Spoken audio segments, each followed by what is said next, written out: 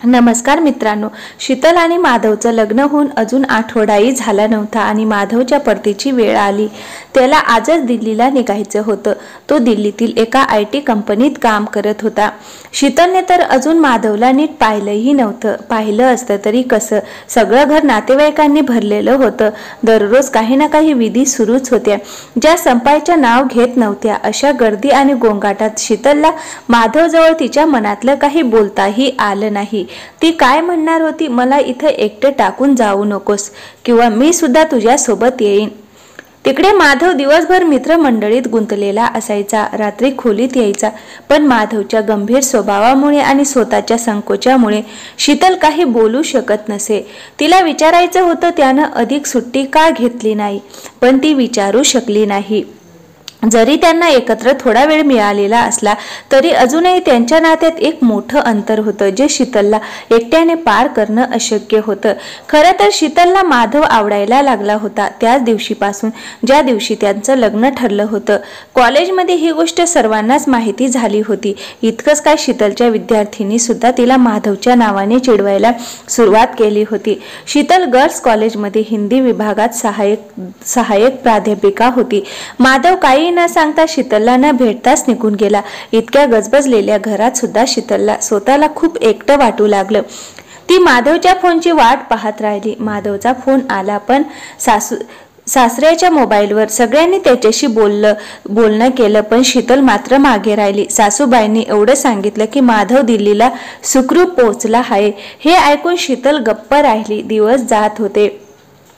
शीतल पुण्यामध्ये होती आणि माधव दिल्लीमध्ये। दोघंही त्यांच्या कामात व्यस्त होते, पण शीतलला मात्र माधव पासूनची ही दूरता खूप बोचू लागली होती।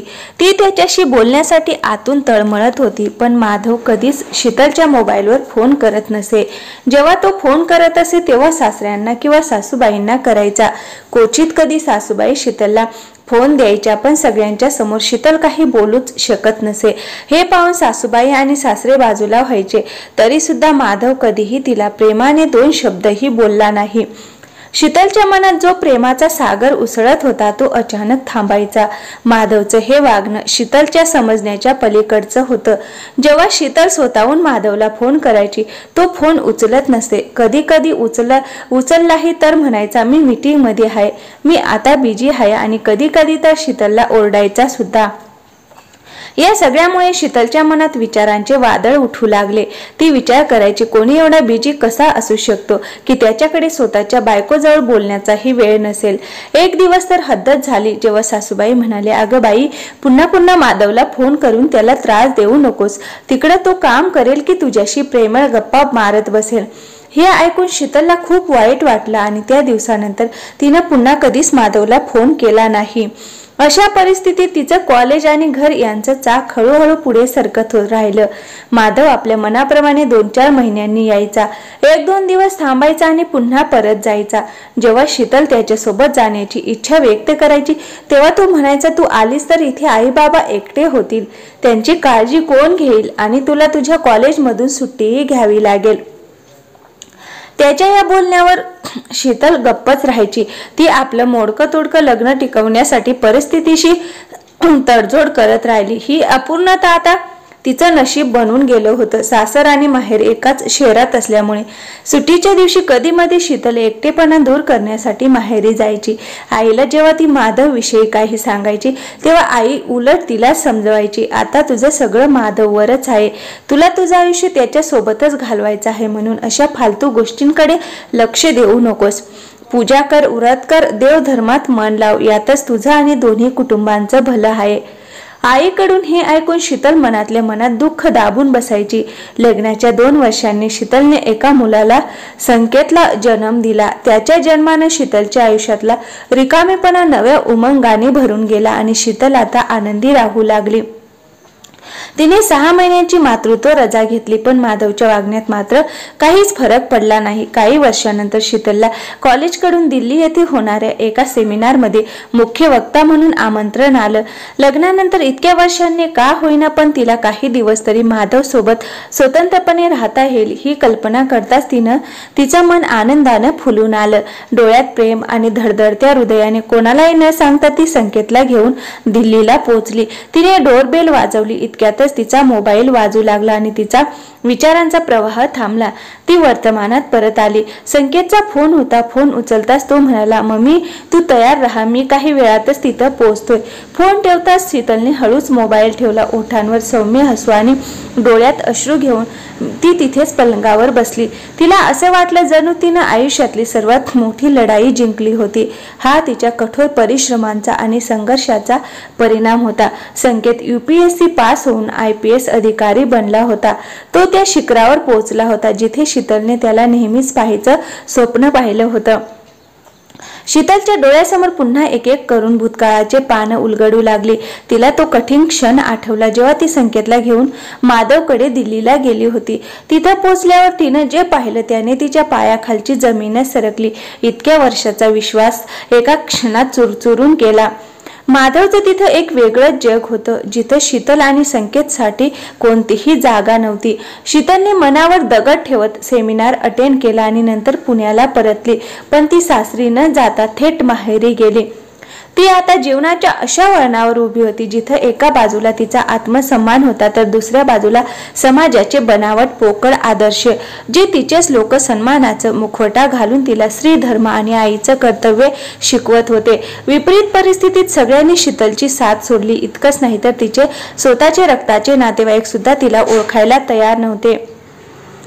ज्या घरात तिचा जन्म झाला, जिथं ती खेळत मोठी झाली, आज तेच घर तिच्यासाठी परक झालं होतं. शीतलचे बाबा आरामात खुर्चीत चष्मा लावून हात जोडून मान खाली घालून शांत बसले होते. सगळं ऐकत आणि पाहत. आणि तिची आई त्यांना तक्रार करत होती, आता काय बसून राहिलात, ऐका काय म्हणते तुमची लाडकी, आता हिला सासरी जायचं नाही म्हणे आणि तुम्ही गप्प का, नाक कापून टाकणार आहे तुमचं. सगळं घर शीतलला समजावत होतं. घर टिकवणं सावरणं हे स्त्रीचं धर्म आहे. तिची ओळख, तिच्या मुलाचं उज्ज्वल भविष्य हे सगळं पतीसोबत मिळवलेल्या समजुतीचंच आहे. तीच स्त्री खरी सन्मानास पात्र ठरते जी आपल्या घराचा उंबरठा फक्त मरणानंतर ओलांडते. पण शीतल ठाम होती. तिनं ठरवलं होती की आता ती सासरी परत जाणार नाही. सासूबाई तोंड वाकडं करत हातवारे करत म्हणाल्या, बाई माणसाला एवढं अभिमान शोभत नाही आणि कुठं काय माधवनं त्या बाईशी लग्न केलंय का, राहतोय फक्त तिच्यासोबत. तर काय झालं, पुरुष लोक असं करतातच. इथे तुला कसली उणीव आहे, तू इथे आमच्या सोबत राहा, कोणालाही काही कळणार नाही आणि समाजात आपली प्रतिष्ठा टिकून राहील. माधवला आपल्या कुर्त्याबद्दल काहीच पश्चाताप नव्हता. तो संकेतचा खर्च उचलायला तयार होता, पण त्याला अजूनही हेच हवं होतं. शीतलने पूर्वीप्रमाणे त्याच्या आई वडिलांसोबत राहावं, त्यांची सेवा करावी, म्हणजे समाजात त्यांचं नाव आबादित राहील. पण यावेळी शीतल ठाम होती. तिनं ठरवलं होतं ती आता कोणाचं ऐकणार नाही, फक्त आपल्या मनाचं करणार. शीतल सासरी परतली नाही आणि माहेरीही राहिली नाही. तिनं संकेतचं संगोपन एकटीने केलं. ती संपूर्णपणे भूतकाळात गुंतली होती. इतक्या डोरबेल वाजली. शीतलने दरवाजा उघडला आणि संकेत तिला बिलगून म्हणाला, डिअर मम्मा, हे काय, तू अजून तयारच नाही झालीस, आपल्याला निघायचे थोड्याच वेळात. शीतल हसत म्हणाली, बस आता तयार होते. IPS साहेब. संकेतची पोस्टिंग औरंगाबाद मध्ये झाली होती आणि तो आता आपल्या आईला शीतलला आपल्यासोबत ठेवू इच्छित होता. इतक्यात संकेतचा फोन वाजला. पलीकडून त्याचे वडील माधव होते.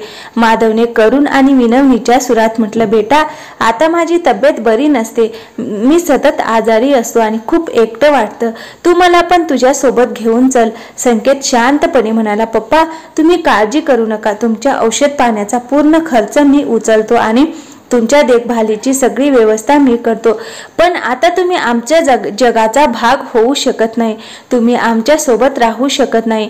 असं म्हणत संकेतने फोन आई शीतलला दिला. फोनवर माधव होता. त्याने म्हणाला, शीतल आपण अजूनही पती पत्नी आहोत, आपला कायदेशीर घटस्फोट झालेला नाही. माधवचं हे बोलणं ऐकून शीतलने एक दीर्घ श्वास घेतला आणि शांतपणे म्हणाली, कायद्यानुसार जरी आपलं नातं अजूनही तुटलेलं नसलं तरी मानसिक आणि भावनिक पातळीवर ते फार पूर्वीच संपलं आहे. मी आधीच या नात्याला तिलांजली दिली आहे आणि तुला मनानं सोडलं आहे. आता ते पुन्हा जोडणं माझ्यासाठी शक्य नाही. माधव म्हणाला, शीतल प्लीज असं बोलू नकोस, मी तुझा नवरा आहे. हे ऐकताच शीतलने थोडंसं कडक स्वरात संकेतला म्हटलं, बेटा बघ जरा कोण हा वेडसर फोन करणारा, कसल्या कसल्या थिल्लर गोष्टी करत आहे. कुंकून आता काहीही बरळतोय. जरा कुणाशी संपर्क करून वेड्यांच्या दवाखान्यात याच्यासाठी एक बेड राखून ठेव ना.